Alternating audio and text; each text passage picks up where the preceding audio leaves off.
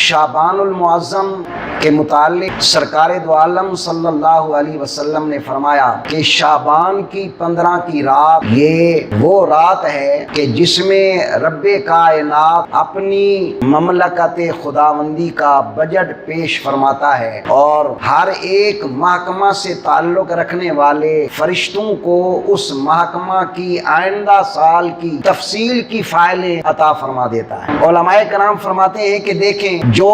فرشتے ہیں یہ حضرت جبرائیل امین علیہ السلام کے ماتحت، اور جبرائیل امین کا دعویٰ یہ ہے کہ انا غلاموں کا یا رسول اللہ، اے پیارے حبیب میں آپ کا غلام ہوں، میں آپ کا خادم ہوں۔ گویا تمام فرشتے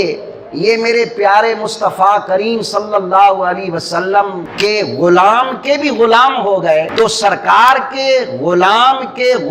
کا یہ عالم ہے کہ رب اس کو سال سے پہلے سال میں ہونے والے واقعات سے مطلع فرما دیتا ہے اور علم عطا کر دیتا ہے۔ یہ تو سرکار کے غلاموں کے علم کا حال ہے، میرے آقا کے علم کا کیا حال ہوگا؟ سرکار دو عالم صلی اللہ علیہ وسلم کے علم میں ترازو اٹھانا یا سرکار کے علم کو